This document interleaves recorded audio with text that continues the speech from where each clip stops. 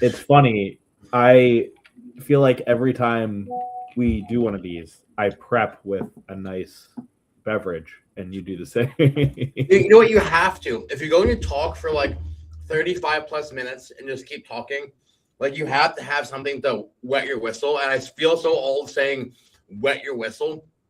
But also, I feel like I mouth breathe a lot when I talk. So my mouth gets super dry. Well, if you watch like any popular podcast where they're in person, there's always like water bottles or energy drinks or like something on the table for them to drink, probably for that same reason, especially if it's like a 2 or 3 hour podcast, like Joe Rogan or something. Dude, even look at the presidential debates. They get a glass of water right there next to their thing. Yep.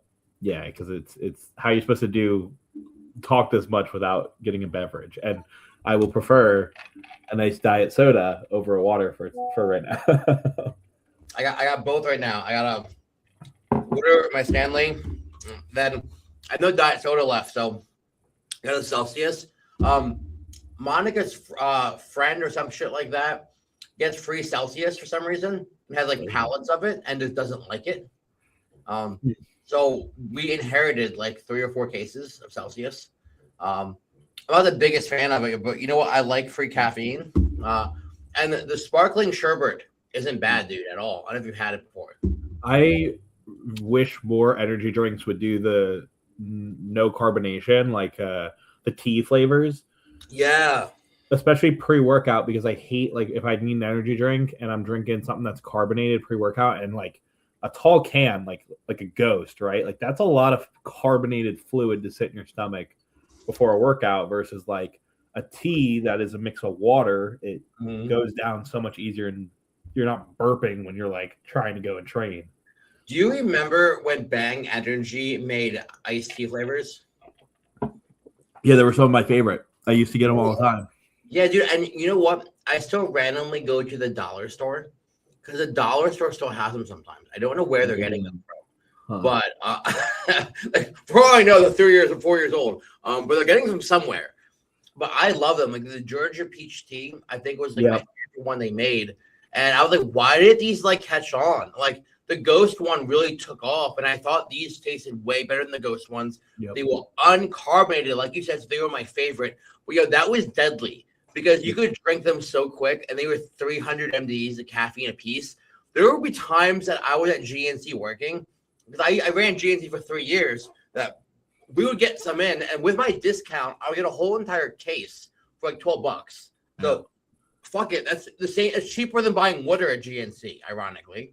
So many times I would just do that, and I would forget I drank one. I'm like, oh, I think I lost it when like doing my shipment. I would crush another one, but I just crushed 600 milligrams of caffeine in like 90 minutes. I gotta fucking chill. Yeah, that's actually a pretty good point. Is now that I think about it, there as much of it's a pro that I can kill it very quickly and not be burping. It's also probably a con that I can do it that quickly and then have 2 or 3 of them. Right? You don't feel like the carbonation like slow you down at all. Yep. Yeah. Whereas like when you are having a carbonated energy drink, you're like kind of sipping on it when, especially if like you're driving to the gym or like you're working at your desk or something, you're kind of more sipping on it. You're not like slugging that shit like a pre-workout. Yeah. So yeah. Especially like when you're in prep and like it tastes really good, you just drink it faster automatically. Yep. Yeah, exactly. So, well, I feel like every week we'll have a new drink. Oh yeah. But anyway, you want to get into our conversation today? Yeah, dude, totally. So, SEOs and bodybuilding. Now, I feel like when many people think of SEOs, they think of like Greg Valentino, who had like the crazy arms. If you guys remember who Greg Valentino was, he was a bodybuilder in 2000s that abused Synthol, and he had the world's largest arms at one point.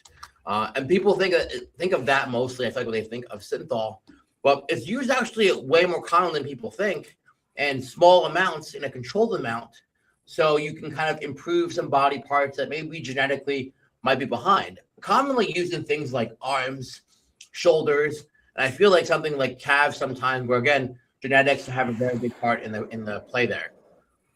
Yeah, it's a way to make a maybe not popping muscle be more look more fuller, right? Like pushing against the skin, and kind of give that appearance of a larger, fuller, rounder muscle, as if someone was more carved up.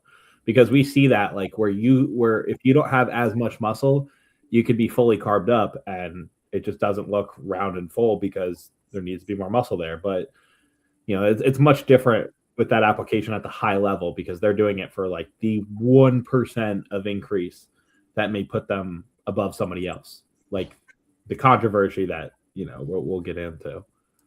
And like speaking of that, I'm going to share this for people who don't know who Greg Valentino was. He was this gentleman over here. He even had a book about like his whole entire process with all of that. Hold on. I always think of like the Middle Eastern, Russian. Oh yeah, and that's why I use him for the thing. But like, this is what his arms look like. Like, by no means does that look aesthetic. But like, you can tell that I have a mental condition if my arms look like this. And that's like extreme. I would say probably extreme abuse of it. Yeah, extreme abuse. Like that, like you said, that's absolutely a mental condition. Well, like when I think of like some people who made some great enhancements to like places like individual areas like arms, like I think of like beef stew, right? Like his arms have come up drastically, and I think he's even mentioned that he used them to help him bring his arms to match the rest of his body. But like they don't look noticeable. His arms don't look by any means like soft or watery, or they're not hiding any detail. Like when we see people like Rich Piana, for example, like his arms got blurry. Like at one point, like you couldn't see any detail on the inside of his arm. He hit a front double, like his flexing, they all look completely smooth because there's so much oil in there, and the muscle's not really pressing into the skin the same way it was before. Even though he was strong and big and did everything else he was supposed to, there was just so much oil in his arms. Yep.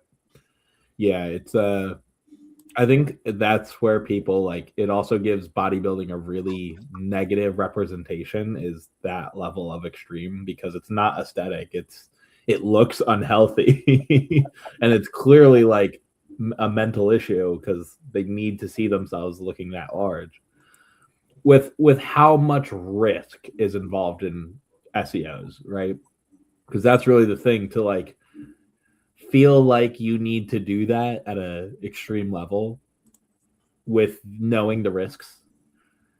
That is where it's like, okay, this might be a mental illness. Absolutely. And like one of the reasons why we wanted to make it to the topic is like it's something people kind of mention when they see some pros online, I mean on stage, when they don't have certain detail in certain areas. Do you ever, when people accuse Derek Luxford of you putting it in his lats, because that was the first one I thought of. Was Derek. And let me pull it up. That was last year's Olympia, right? Yeah. Maybe it was. I don't know why I want to say it was Pittsburgh, but no, I think it was the Olympia. I think you're right, though. I think it's Pittsburgh. Maybe it was. And people were saying it was cupping marks. It was possible. It was literally looked like a perfect circle. It did. Like in the lat, like in the fucking. And for a guy who has drastically larger lats than everybody else, it's not that extreme to think maybe it's a site enhancement. I'm looking for the kind of makes makes sense, but the valid assumption, not assumption, but theory. Yeah, and like I remember Big Ramy used to get accused of it in his quads because he would have like holes in it. He started to get holes in his quads. Yeah. People were like, was he SEOing? And then it slowly has leaked back out of those muscles of those sites and is now showing the holes where the SEO was injected to give a fuller quad.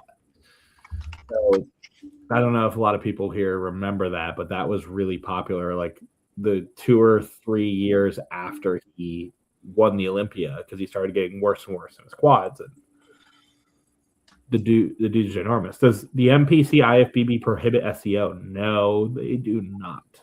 Yeah, not by any means. Not saying it's encouraged, but because like it does blur detail, and they do know it's being used to some capacity. I guess they obviously don't want it on the forefront to make it extremely obvious. And like injection sites, like if people have noticeable bad injection sites, they've been known to dock points for that. Yep. Yeah, and it's one, but it's also one of those things, right? For like for the IFBB untested, is it whatever it takes? Like, or should there even be any limits? There literally is. You could take whatever you want as long as you come in and look the best. Absolutely. Yeah, you can. What's crazy? They also said about his arms too, is where they also said it. They said that. Well, I believe, didn't he say he hurt his bicep or some shit like that? Yeah, I think he might have like strained or tore a bicep. Because like this looks super inflamed, and like this is why, like I said, that Derek got so much. Like I don't think any Mr. Olympia has been hated on so much besides Derek. Because like they even took photos of like Miss Olympia from a few years ago and said that her front double bicep looks better than his because her arm shows more detail. But like overall, like this is still an extremely impressive shot. Maybe some things could be harder here, but like you don't have to win every pose. It's not how bodybuilding works. Yeah. But these are the marks that before looked noticeable, depending on the camera, I guess the brightness of it, that looked like they could have been possible SEOs. Yeah, that's definitely what throws a major. It just like why would you have the same circle on both? I guess cupping, but like cupping doesn't make it protrude like that. Yeah, only if it's fresh. Like right when you pull the cup off, like right then and there. It's like that, but that puffiness or swelling goes away like by the following day, and you're not getting cupping and body work done 24 hours out from stepping on stage. And I wonder how they fix something like this too. Like if it is site enhancement, like how do you?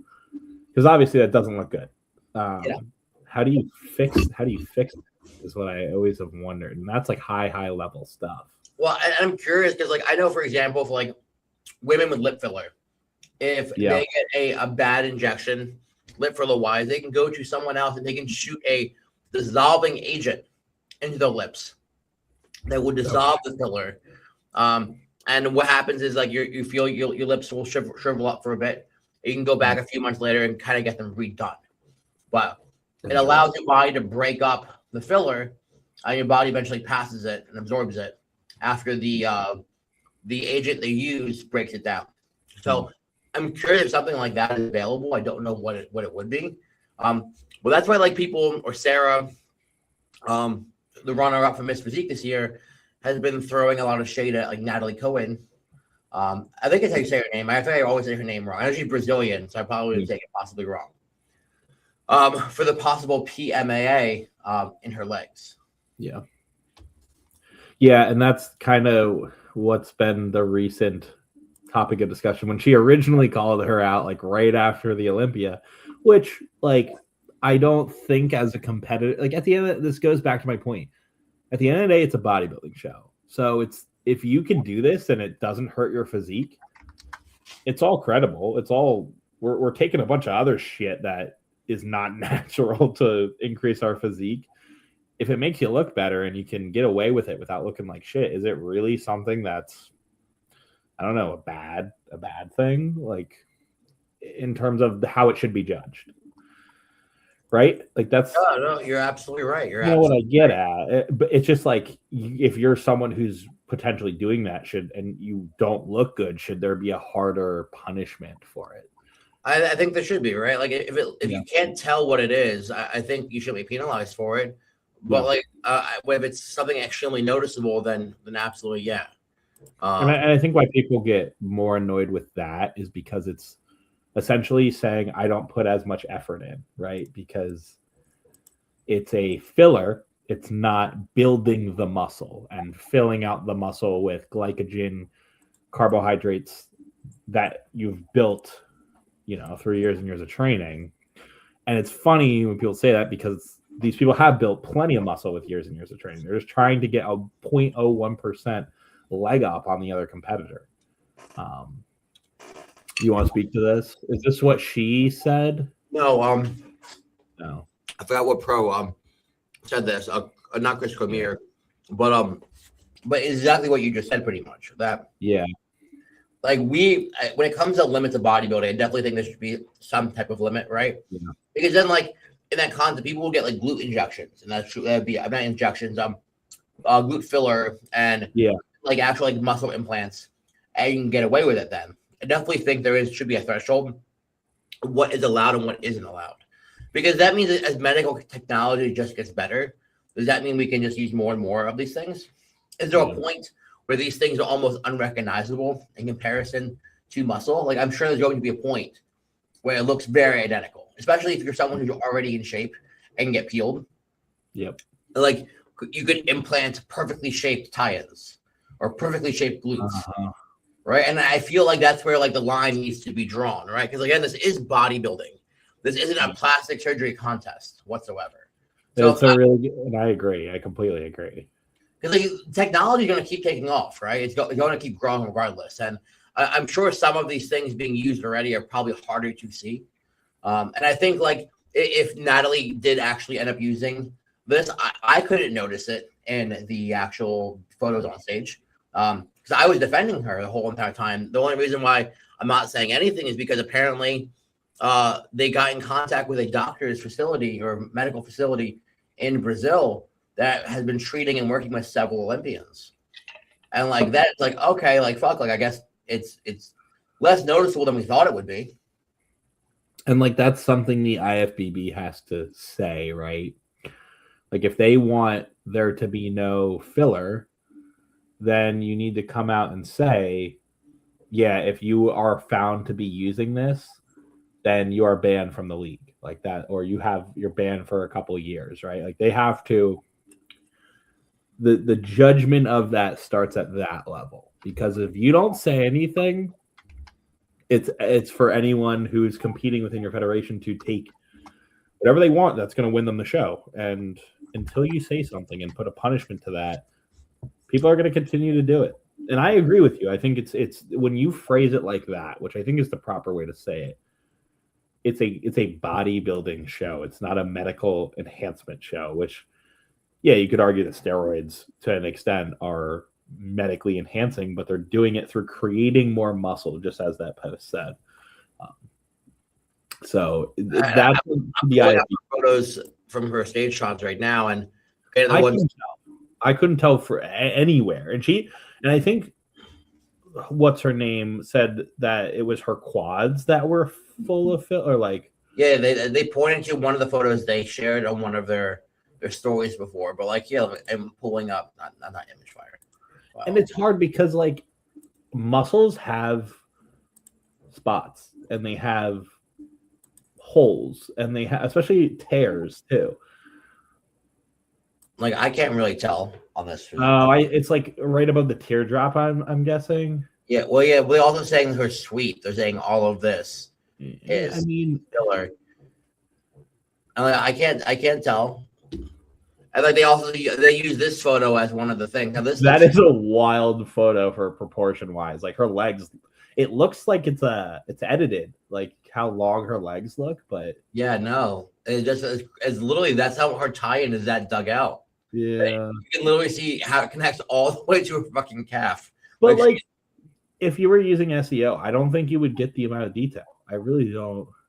As I'm saying is like these photos look like they are partially edited from like a photography. Yeah, not like she did Photoshop. Like they just enhancements, just make things look sharper. But even that picture, I don't see anything that would. No, and they kept trying to say this. See how this? Yeah, but like that's what a normal quad sweep looks like. Like most people don't have this separate all the way up to their fucking ass. Like it's very real. And again, like how you pose is like, but this looks fucking peeled. Like it doesn't look full of oil at all. It doesn't look inflamed. Yeah, no, not at all. Well, like, but as I say, if this is like, that's terrifying, right? Yeah, if it is, that is genuinely impressive that it can be that well done to make it look like you can't even fucking tell. And that's the thing. Like, if it comes down to the IFBB to say you can't do this, and if we find out, you get banned. Like, that's the one way they could prevent this type of shit taking over the sport without us if we can't even notice it and they don't, and we want to say that that's something that's not building muscle, it's just throwing enhancements on the physique. Yeah. Then it needs to be something the IFBB puts a harsh penalty on, because then that whistleblower doctor could come out and say, "Hey, these are the people, and I have proof then there's an actual repercussion for it. It prevents people from doing it. So absolutely. I don't know how. The only thing about that is like, I feel like that'd be so hard to enforce unless it's done badly, right? That's the only time you're gonna catch it. And like, let's be real. How many people would risk it to at least get a win, right? Like, I guarantee you, 50% of the IFBB would be like, you know what? I may never get a win without it. My only chance of getting a win with it. I'd rather go out trying. Yeah. And just accept that I'm never going to be Mr. or Mrs. Olympia. Yeah. And it's hard, right? When you put rules in that are going to ban people, it's a pretty hefty. You have to have a lot of proof. Yeah. And when you go with proof, then it's becomes almost a legal thing where you can now get, and especially because the IFBB is a professional league that is paying out money, right? Yeah. There's a little more legal implications there because you could probably go and say, well, I'm banned and they didn't have enough proof. I'm going to bring this to a court and fight it that this was unjustified and I deserve my money. So yeah, no, absolutely. It's a slippery slope, man. And that's what's really like, I'm glad I'm not the one who has to make that decision.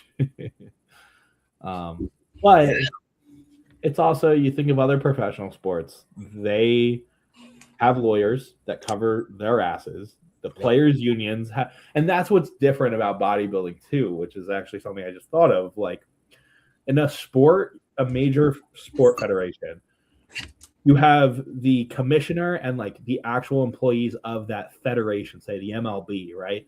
And then you have the MLB Players Union, which is the union that represents the players or the athletes that are within the league. Mm-hmm. And they negotiate, right? You don't have anything like that in the IFBB. There's no negotiator for the athletes. That was supposed to be Bob, bro.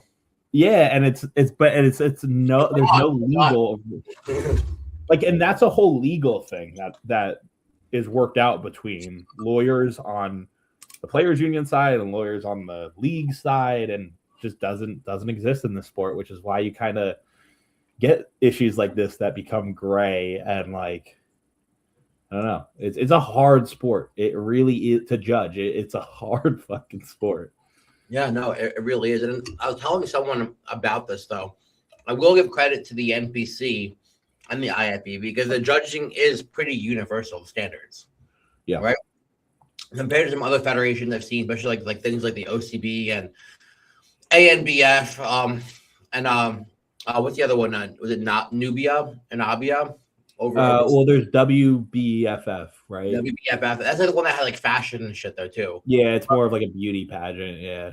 But like among the ones that mostly just do bodybuilding, like I feel like a smaller organization has a bigger discrepancy in judging because there's less of a standard set. Agreed. And that I feel like that's something that we have both seen become stricter and stricter in recent years too. Mm-hmm. Like the NPC has gotten a lot more consistent, and I think part of that too, right, is if you're an organization like the NPC and you care about the judging, you're going to have judges travel for shows.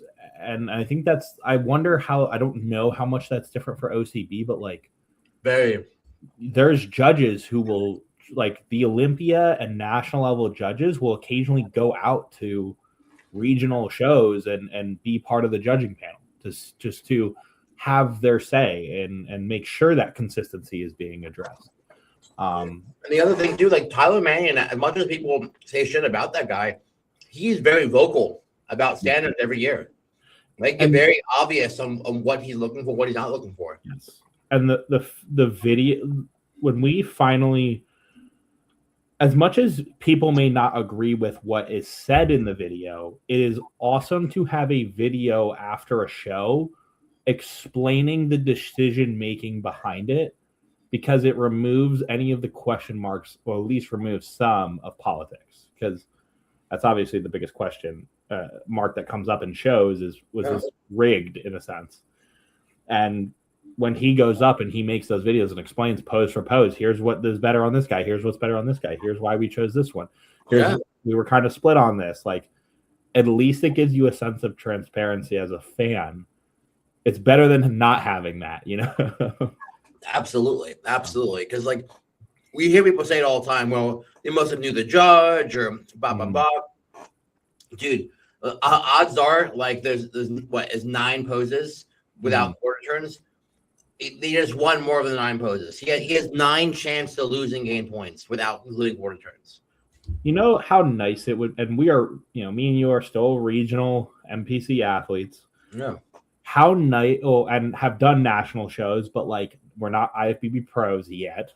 How nice it would be after a fucking show to get a video explanation of why this person beat me. I would feel so much better hearing and knowing what I need to work on if I could actually sit there and watch the video, because certain judges are phenomenal at giving feedback, but nothing beats a video. And I think certain judges are better than others at providing the level of detail within feedback, especially from region to region.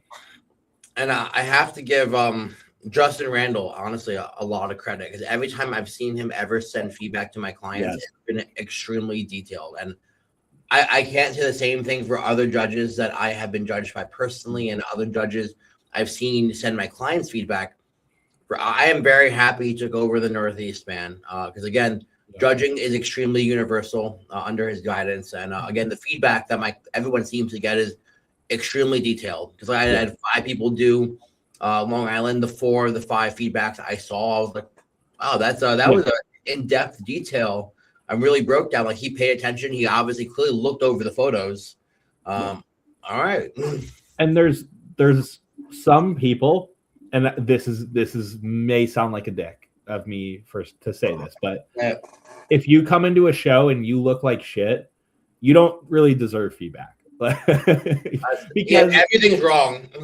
Yeah, like you're out of shape, you're not muscular. What am I supposed to tell you, right? Like, what am I supposed to be detailed on? You have to get bigger and you have to lose more fat. Like, you have to do every bodybuilding thing that you were supposed to do and didn't do. Exactly, which is why you'll see like Justin is phenomenal with giving feedback, especially because I know me and you are very, and I don't know what he gives to the people who are fat and out of shape, and no idea. Feedback too, but we put good athletes in those shows. We've done those shows, and we get paragraphs upon paragraphs of feedback, which is fucking phenomenal. So I really do appreciate competing in the Northeast and having our athletes do so, because we know it's always phenomenal feedback. It's funny that you said that, because like I have a client actually today that had a timeline call, and we're doing the Kentucky Cup, the Kentucky Bourbon Cup in November. I've never been to Kentucky. I'm excited to go to Kentucky, but they only have 2 shows in Kentucky the whole year. Out of the whole entire year, that state only has 2 shows. So you can imagine the talent is really going to be really good or really bad if your state only has 2 shows. Normally, it's going to be really bad in a lot of situations, just because it means that there's not a lot of people in your area that actually compete. So I went and looked up the guy who won the show the previous year. Yeah. And my client was like, I only want to do the show if I think that I can actually possibly win. And I was like, all right, dude, let's just see who won last year. Because I was like, okay, this guy wasn't even in shape. And I look at the whole lot, like, okay, no one was really in shape. Okay. But then you can, again, I told her, I was like, just so you know, you may win this show here. But when you go to nationals, there's going to be a whole different group of people. Just because you won your regional show doesn't mean that you're ready for a national show based on the talent that shows up in your region. Because being in the Northeast compared to being in the middle of the Midwest, the competition up here is much more aggressive compared to somewhere in a state where there's only 2 shows the whole entire year. There's the standard of competition is higher, which is also really cool, because obviously the judges standards are also higher too, based on the amount of talent they see on a regular basis. Yeah, and you'll know, like, the states with the highest amount of shows are like Jersey, Texas, Florida, and California, right? And pretty much, man. And when you see the pro card winners, they're usually from Jersey, or I'll say the Northeast, because like Massachusetts. Yeah, the Northeast, we pretty much have a show every fucking weekend. That whole region, and it's all within like 3 hours. Like you could be in one area, and like most of the shows would be within 3 hours of a drive. Texas is always stacked. Florida has become bigger and bigger. And when guys are going pro at these national level shows, a lot of times they're from one of these 3 areas: Texas, Florida, or the Northeast. Yep. And it's to say that I think I sent it to you. I don't know if you saw it yet. The super heavy who won the overall at nationals, he's already prepping for Pittsburgh. Yeah.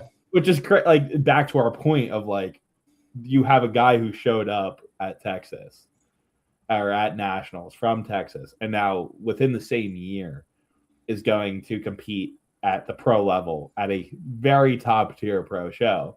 Yeah. It's crazy the level of talent that just pops up. I'm excited because I'll actually be there for that. Yeah, that'll be cool to see how he does for someone who just turned pro in a lineup with all those guys. No, it's really fucking cool to see. Absolutely, man. Yeah. Absolutely. Yeah. It's gonna be sweet. Oh, well, I think it was cool to go from SEO, kind of the controversy, all the way to now judging criteria, because it all is connected. Whether you're in, and it kind of feeds down into the, like we said, in the OCB of like now natural judging, and how that becomes a little bit harder in those federations to be consistent. So it's all around judging, and how do you establish a base of standardization across your organization for a sport that's subjective. It was funny. I was telling my client Wes this after his show the other weekend, and I was like, I don't know if you knew this, but the OCB is the only federation I know of where most judges weren't actually active competitors at one point. And yeah. I was like, the process to become a judge in the NPC is a long process. I remember watching Nikki do it, and she worked for the NPC for years and years, just helping out before she was even presented with the opportunity to even do that. And she sat at the table for years and just gave her opinion before even being able to actually judge anything. It was like a rite of passage to be able to judge a show. While in other federations, it doesn't seem to be that way at all. It's almost on a volunteer basis. So it's a kind of like, okay, it's really hard to set standards if the barrier to entry isn't years and years of desiring something. It's something you can kind of just walk into and have it fall in your lap. Yep. Yeah, and like also from the athlete perspective, if you're someone who has gone through the prep and you have stepped on stage, you can communicate and understand the things that athletes are going through 100 times more, and give better feedback when the time comes, because you've done that shit before and have had feedback given to you, versus someone who's never stepped on stage, never has gotten feedback on their physique, and is now critiquing you on your physique. How does that work? No, fully, dude. And then also, I feel like how you judge things might be slightly different, right? Yeah. You may reward conditioning way more than you do previously, because you know how hard it is to get to that level of conditioning compared to someone else who slightly showed up with just more muscle. Well, it's easier to show up a little fat than it is to show up absolutely peeled. And maybe that person wouldn't be as big if they showed up peeled at all. So, like, should I actually reward this, or should I penalize this and reward the guy who came in peeled, right? It's like, those things are a factor as well. If you've never done the sport, you probably don't get that concept that guy losing 5 more pounds of fat probably could have led to him looking 10 to 15 pounds less or smaller. Yeah, and it's always something I've struggled with, of understanding the judging from OCB and natural federations, because to me, if it's much harder to put on, I understand it's much harder to put on muscle, so we should reward muscle, but like the one thing you can control way more is how lean you are. So if that's the thing that is, I don't know what they're trying to encourage, right? Because if you're natural, you're not going to be able to put on globs and globs of muscle. So why would you not reward the thing that most people can actually control and be competitive at? Or else it's, and it's hard, because at the end of the day, it's genetics, but yeah. It definitely is. Well, again, like you're saying, like the one thing that everyone get peeled. Everyone can get fucking peeled. Yeah. exactly. Like, that's one of the key things. All right, cool. It's not peeled, not peeled, not peeled. Peeled. All right, cool. Like, yeah, it should honestly be that simple. Which is how NPC judging seems to be, and that's an untested. However, if you have someone who's just like very, very little muscle and someone has a lot more muscle, then it's a little different at the NPC level. But like the competition is so good at the NPC most of the time now, at least for our area, that. Well, I'll even use John, right? John was 131 pounds. And beat guys on, what was it, the novice? Yeah, a novice. He beat guys on PEDs and who were like 15, 20, 30 pounds heavier than him. But I showed up condition. Yeah, he got out-muscled by a lot of people. Yeah. But he had good posing, and he came in really conditioned. And he again, trumped people who he wouldn't have thought he would beat because they were just much bigger than him. But they lacked the conditioning he possessed. And that automatically kind of shows you how much work you put into something, while one of the main criteria of stepping on stage is being peeled. And if you fail that assignment, well, you shouldn't be rewarded for it. Yeah, which it goes like, that's a great example of why I love the judging of the Northeast, because that the way they handle like the novice classes is that's a challenge right there, right? Because you're getting less guys who are super conditioned, you're getting guys with less muscle. So you're having to come down to like the overall balance. And I think they do a great job of that. Like such example as John, where he's beating the guy, he's conditioned and he poses great. He has two of those criteria.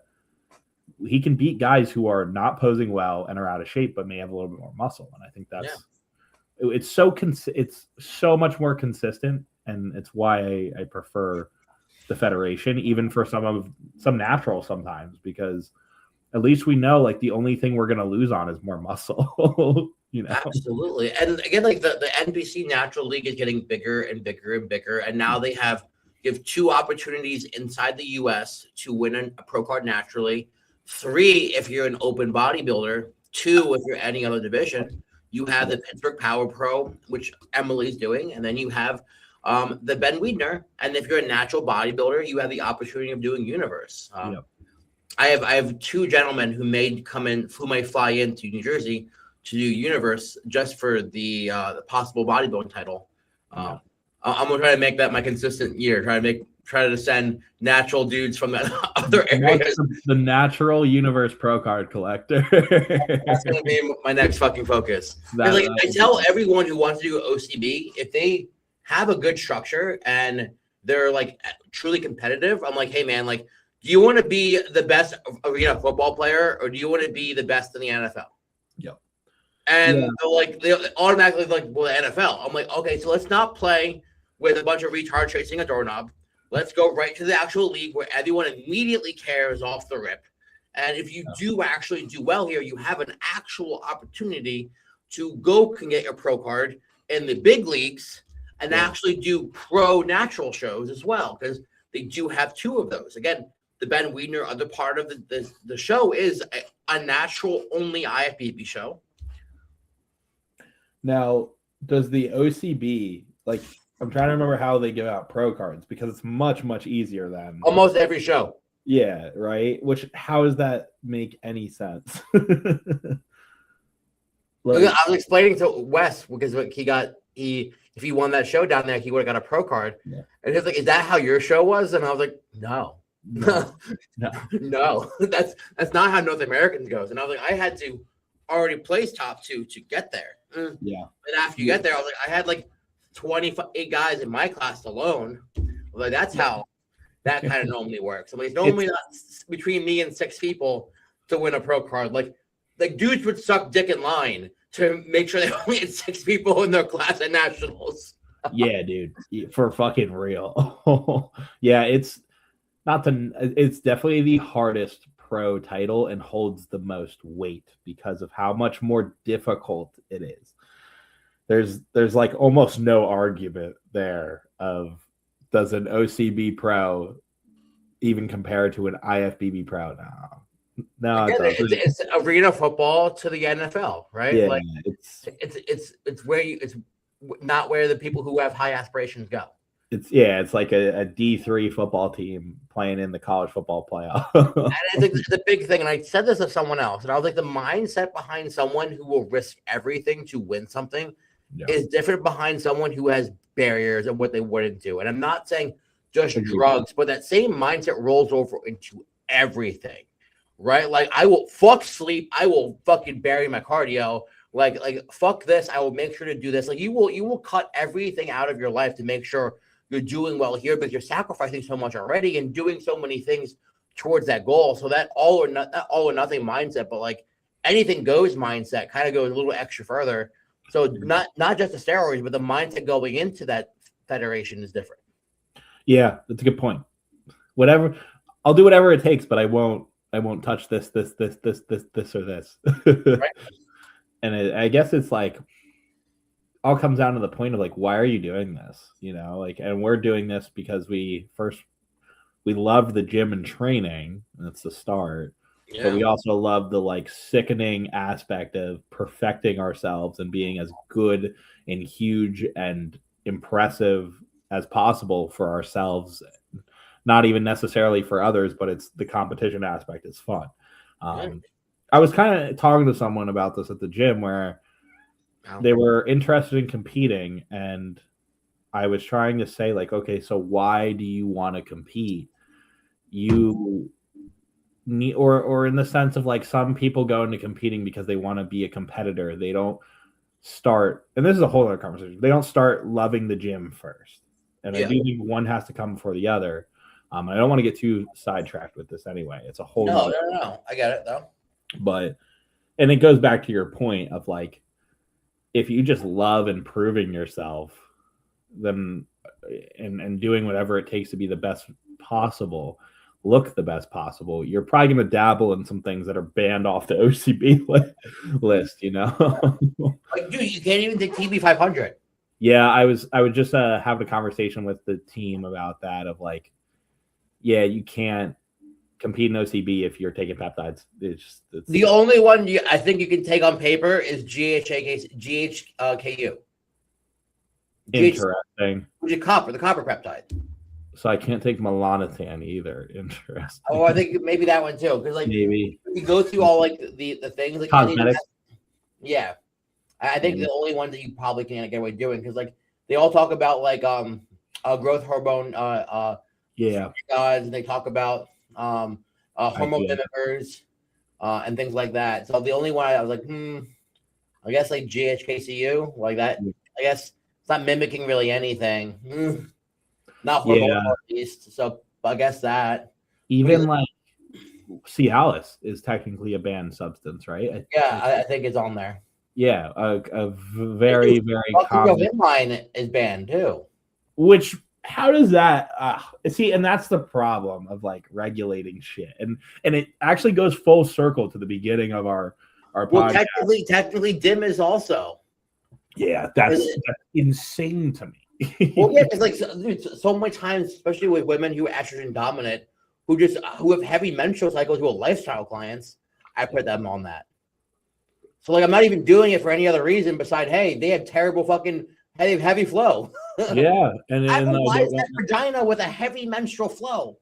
And life for them doesn't want to be as miserable. So yeah, we're not doing it for any other reason.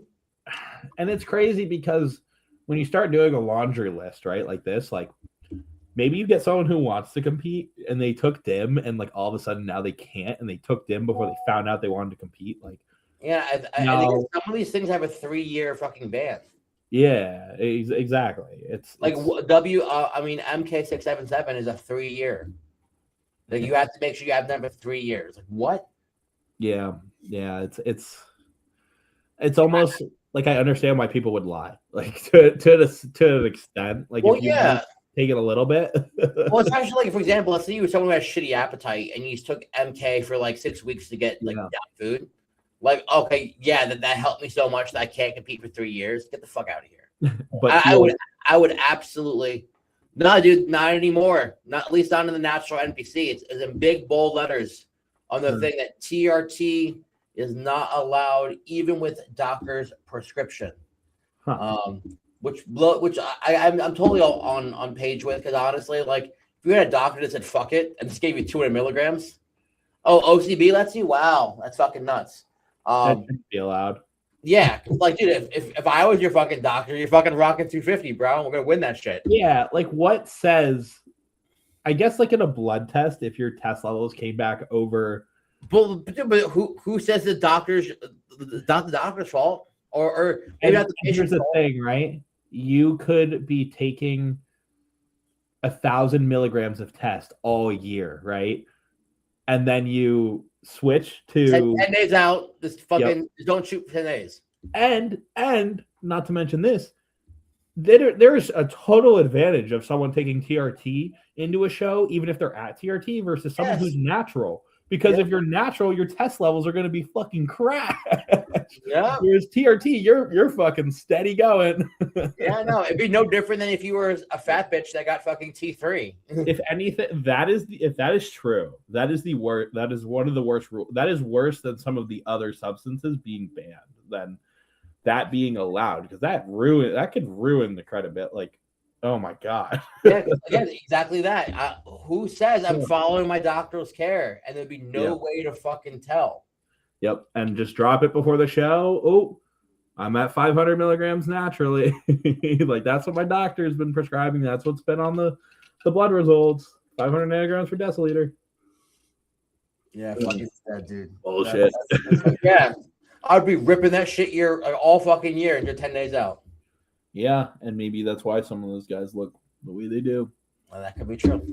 That could be fucking true. I guess no one would know besides the fly on the wall, right? Oh, he's gonna send us through. Okay, I believe it. Like I just, it's fucking crazy. It's fucking crazy. I know the NPC specifically says that hormone replacement or TRT is not. That makes them more credible than the fucking OCB, which is crazy. Well, I bet you money that fucking when they were saying that rule out loud, Tyler was like, "What the fuck?" Yeah, and it's funny because you go to an OCB show, and this isn't a trash natural federation call at all. It's not. It's just us trying to make them better, and I think some of it is a mindset too that it becomes very anti-steroids. Like, I don't know if you've gone to them where they do a whole spiel at the beginning where all these athletes are not enhanced and yada yada yada, and it's like very much black and whites, the whole natural versus enhanced thing, and bodybuilding is a lot more complicated than that, which we're seeing in this very discussion of, okay, this allow, but it probably shouldn't be allowed, but they don't allow this, and it's a very difficult back to full circle where it's a very difficult sport to judge and monitor and put rules in place. Yeah, no, it really is. Fuck, man. But I know we can talk around this all day and all night. But on that note, let's put a fork in this bad boy. So, hey, we appreciate you all for joining today on Monday for a live. We have another live on Wednesday, same exact time, 8 p.m. EST. If you haven't already liked and subscribed to this page, make sure you do. Turn your notifications on just in case you miss any upcoming lives. But until next time, guys, please take care. Later, Jack. See ya.